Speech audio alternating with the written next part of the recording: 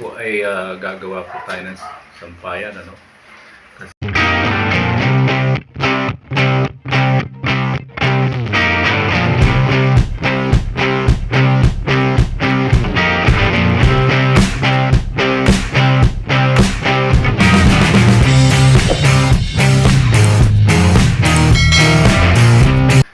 Yan po, lalagyan po natin ng sampayan yan.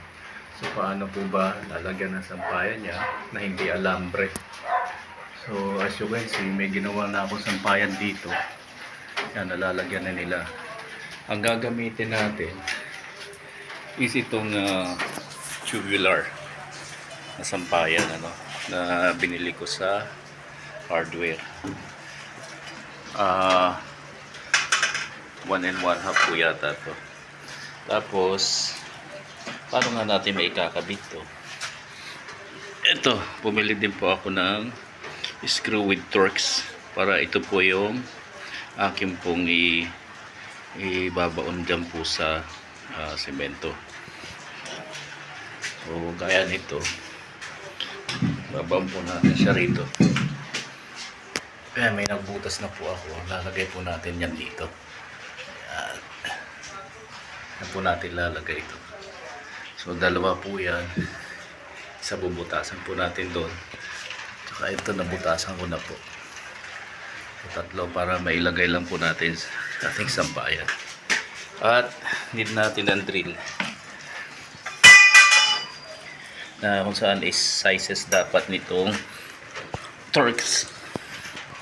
Yan, Torx. So mga need natin Torx with screw, drill, tsaka yung pong rod. So 1 by 1 tubular. Balik pa ako sa inyo po. So butas po ulit tayo. Dadagdagan po natin yung butas.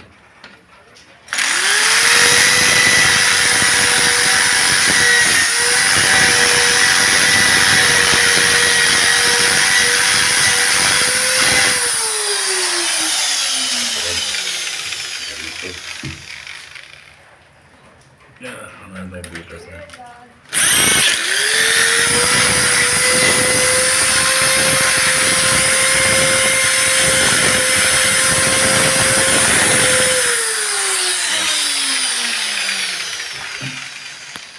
Alright.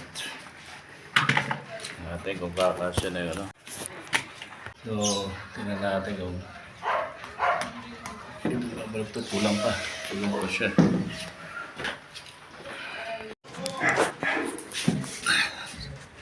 So guys, naisalpak na. Kailangan lang na merong nakalabas na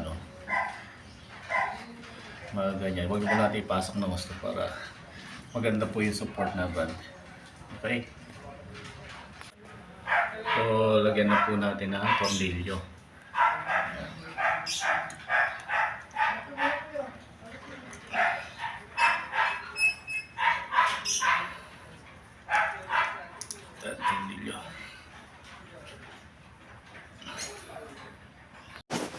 So guys, yun po ay lalagay na po natin yung rod.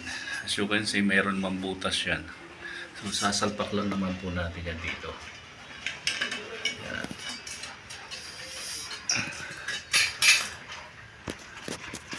Yung isa is may kailangan lang natin na yan. Ito hindi kasya. So need pa na ikat. So ikat natin. So guys, ito na nga po yung rod na gagamitin natin doon, ano. So as you can see, ito may uka, no? Ito kasi yung tornilyo abot dito. So kailangan natin gawin to para maisalpak talaga. Tapos isasarado na lang natin. Lagyan natin ng tie. Yung kabila, itong kabila, okay lang, wag na. Isasalpak lang natin ng ganyan. Okay po, try natin.